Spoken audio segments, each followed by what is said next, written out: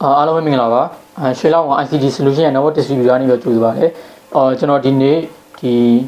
ီမိတ်ဆက်ပေးခြင်းတဲ့ product တစ်ခုကတော့ဒါ Huawei ရဲ့ကျွန်တော်ဒီ S380 ဆိုတဲ့ဒါ multi service gateway လေးပဲဖြစ်ပါတယ်ဆိုတော့ဒီ gateway မှာဆိုရင်ဘာဒီပါမလဲဘယ်သူတွေအတွက်သိနေရမလဲဆိုတော့ကျွန်တော်တစ်ချက်လောက်ကြည့်လိုက်ကြပါဘောနော်ဆိုတော့ဒီဘူးထဲမှာဆိုရင်တော့ဒါသူ့ရဲ့ product ပါမယ်ပြည်သူအောက်မှာတော့ဒါ power adapter ပေါ့နော် power adapter ပါမယ်ဆိုတော့သူ့ရဲ့ဒီ product ကိုကျွန်တော်ကြည့်လိုက်အောင်ပေါ့ဒီ product မှာဆိုရင်ဒါဖြီအောင်လေးပေါ့နော်သူဒီ product မှာဆိုရင်ဒီမှာဆိုရင်သူရဲ့ဒီ gateway ဒီ S380 gateway လေးပေါ့နော်ဒီ gateway မှာဆိုရင်ဒါကျွန်တော် gigabit ethernet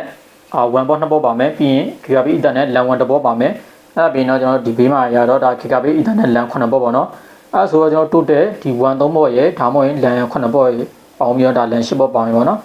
်ဆိုတော့ဒါ1 3 port ပါရတဲ့ကျွန်တော်ဒါ ISP 3 lane အထိကျွန်တော်ဒါ low balance နဲ့အသုံးပြုရမယ်ပေါ့နော်lane ကိုပေါင်းပြီးတော့အသုံးပြုရမယ်ဒီဘက်ကကျွန်တော် LAN 9 port ပေါ့နော်ဒီ total 10 port ဆိုရင်တော့ပြန်ဒါကျွန်တော် PoE 124 watt ဒီ support လုပ်တယ်ပေါ့နော်ဆိုတော့ဒါကျွန်တော်ဒီ AP တွေဒီကျွန်တော်ဒီ CCTV တို့ဒါကောက်ကောက်မုံမုံကျွန်တော်ဒါ power ပြီးတော့တုံရရဖြစ်ပါတယ်ဒီဘက်မှာတော့ဒါ power port ပါတယ်ပေါ့နော်ဒီ power port ကတော့သူကဒါဒီ PoE မသုံးတော့ဆိုရင်ဒါ22 watt ထိသူက power consumption ရှိရပေါ့နော်ဒီ PoE တွေသာသုံးလိုက်မယ်ဆိုရင်သူကဒါ145 watt ထိတော့သူကသွားလိမ့်မယ်ပြီးရင်ဒီမှာဆိုရင်တော့ဒါ status ခလုတ်လေးပါတယ်ပေါ့နော်တစ်ခုကတော့ post status နောက်တစ်ခုကတော့ PoE status ပေါ့နော်ဒီဘက်မှာပါတော့ဒါ status မီလေးပေါ့နော်အောက်ကတော့ဒါ cloud status cloud status မီကတော့အပြန်အောင်နဲ့လင်းမှာပေါ့နော်ဒီ cloud status မီကတော့ဒီတော့ gateway တော့ internet ဝင်နေလားမဝင်နေဘူးလားကျွန်တော်စစ်လို့ရတယ်အဲ့ဒါပြီးရင်ကျွန်တော်ဒါဒီကျွန်တော် gateway လေးကကျွန်တော်ဒါ cloud ပေါ်မှာရောက်နေပြီလား configuration လုပ်လို့ရနေလားမရသေးဘူးလားဆိုတော့ဒီ status လေးကြည့်ပြီးတော့ကျွန်တော်ဒါဆုံးဖြတ်လို့ရတယ်ပေါ့နော်ဒီသူ့ရဲ့အောက်မှာတော့ဒါ reset button လေးပါတယ်ပေါ့နော်ကျွန်တော်ဒါပင်ထိုးပြီးတော့ကျွန်တော် reset ချလို့ရမယ်ဆိုတော့ဒီ product လေးမှာဒီ product လေးကဆိုတော့ပြဒါ S380 ဒါ gateway product လေးပေါ့နော်ဆိုတော့ဒီ product ဆိုတော့ပြကျွန်တော်ဒါ user ရောက်300 ထိကိုကျွန်တော်ကောင်းမွန် handle လုပ်နိုင်တယ်ဘာလို့လဲဆိုတော့သူ့မှာဒါ switching capacity က60 gigabit per second ထိပါတယ်ပေါ့နော်ဆိုတော့ဒီ port ရဲ့အနောက်မှာကျွန်တော်တွားရတဲ့ဒါကျွန်တော်ဒီ switching capacity ကတော်တော်ကောင်းတဲ့အတွက်ဒါကျွန်တော်ဒီ packet loss ဖြစ်မှာတွေပါတယ်ကျွန်တော်စိတ်ပူကြလုံးဝမလိုဘူးဒါအပြင်မှာသူကဒါ AP 64လုံးထိကိုသူက support လုပ်နိုင်တယ်ပေါ့နော်ဒီ AP မှာတော့ဒါကျွန်တော်ဒီ Huawei AP ဖြစ်မှာတော့ရမှာပေါ့နော်သူရဲ့ brand နဲ့ကျွန်တော်တွဲသုံးပေးရမယ် Huawei AP ကလည်းကျွန်တော်ဒါရွှေလောက်မှာတော့ရောင်းနေပေါ့နော်ကျွန်တော်နောက်ပိုင်းကျရင်တော့အဲ Huawei AP လေးပဲကျွန်တော်မိတ်ဆက်ပေးပါမယ်ဆိုတော့သူ့မှာတော့ဒါ multi service gateway ဖြစ်တဲ့အလျောက်သူကဒါ layer 2 function တွေဖြစ်တဲ့ VLAN တွေပါမယ် asset port တွေ trunk port တွေအဲ့ဒါအပြင်မှာကျွန်တော်ဒီ asset port trunk port သုံးရမယ်ကျွန်တော် hybrid port ဆိုတဲ့ဒီ function တွေပါပါတယ်ပေါ့နော်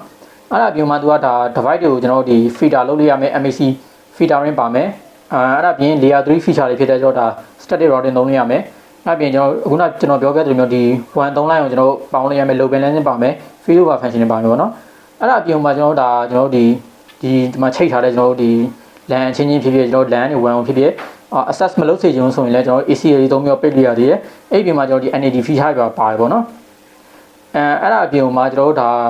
Firewall function တစ်ခုဖြစ်တဲ့ URL filtering ကိုပါသူက support လုပ်ပြီးဒါပေမဲ့လက်ရှိမှာတော့ support မလုပ်သေးဘူးပေါ့နော်ဒီ2025မှာတော့2025မှာတော့ကျွန်တော်ဒါ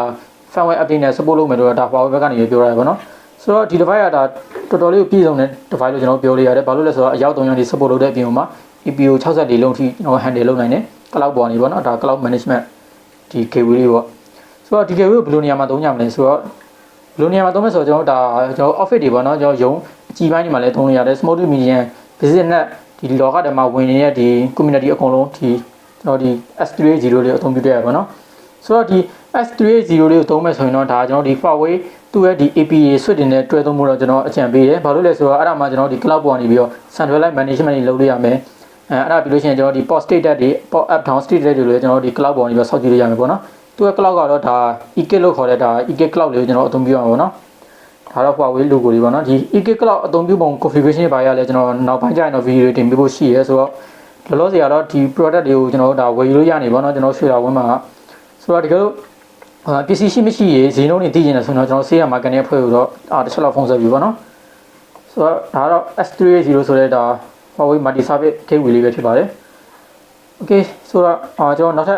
ဒီ Huawei EP တော့ Huawei switch တို့လည်းကျွန်တော်တို့ဒီရွှေလောက်မှာရောက်လာခါကြရင်ကျွန်တော်တို့ဒါ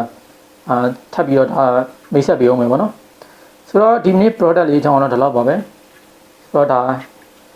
ဝယ်ယူခြင်းနဲ့ဆိုရင်တော့ကျွန်တော်ရွှေလောက်ဝင်းကိုလည်းဒါအကြောင်းကြားလို့ရမယ်ပြီးရင်တော့ကျွန်တော် technical ဘိုင်းနဲ့ပတ်သက်တဲ့ဒီအကူအညီတွေဒါမှမဟုတ်ရင်ဆွေးနွေးချင်တာဖြစ်ဖြစ်ကျွန်တော်ရွှေလောက်ဝင်းရော offline ဖြစ်စေ online ဖြစ်စေ ကျွန်တော်လာရောက်ပြီးတော့ဆွေးနွေးလို့ရတယ်ဆိုတော့ကျွန်တော်ဒီကနေပြီးတော့ပြပြလိုက်ချင်ပါတယ်ဆိုတော့အားလုံးကျေးဇူးတင်ပါတယ်ဗျာ